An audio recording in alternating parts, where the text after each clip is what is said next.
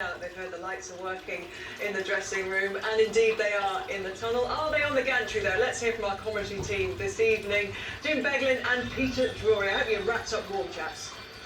We are, Gabby. You have to be up Burnley. It is an archetypal Lancashire evening, early December, under the lights. It's everything we love. And like you, we've been discussing Manchester City and the extent of their predicament, Jim, if that's not too strong a word.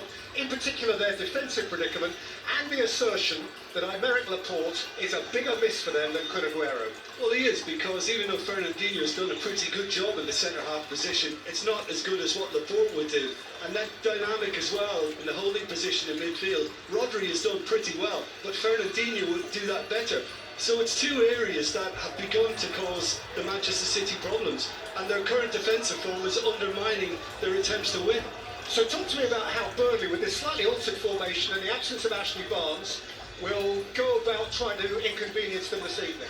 Well, I think another thing you've got to bear in mind that I think the intensity is not quite there in the first wave of Manchester City pressing, and teams are getting through that now. That then creates a vulnerability, because with them defensively high, there's room to run in behind. And I think the fact that Lennon is in the side today, McNeil's got some pace to do too. I think Burnley will be looking to exploit those areas. Now, Jim, I'm going to ask you to put your head on the block here, because we're being asked this evening to introduce a new little phenomenon, something that hopefully will help you to enjoy your football at home. It's the Opta win probability, and it'll keep you up to date during the game with the probabilities based on history, on match events, on form, all of that sort of thing. And there, as you can see, they reckon, the scientists, that City a 66% chance to win, Burnley 14%, 20% a draw. What do you make of all that? And how does it meet your hunch? Well, I'm going to go against this slightly. I'm going to go 58% Manchester City, 20% Burnley, and 22% the draw.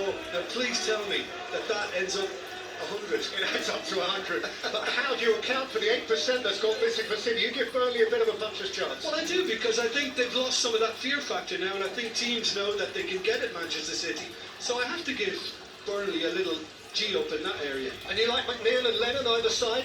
Yeah, McNeil and Lennon, I think, become more of a factor, because Barnes is not playing with Wood. So I still think Burnley will be effective on set pieces, but they'll be looking to use that pace to cause the visitors trouble.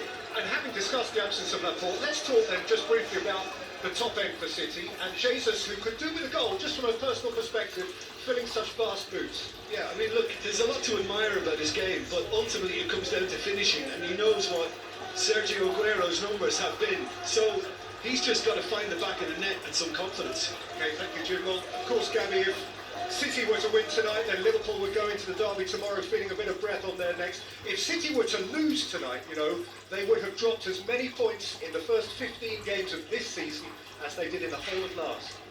Very much, Peter. Jim, Bovrils on their way up to you there. So if the scientists are right tonight,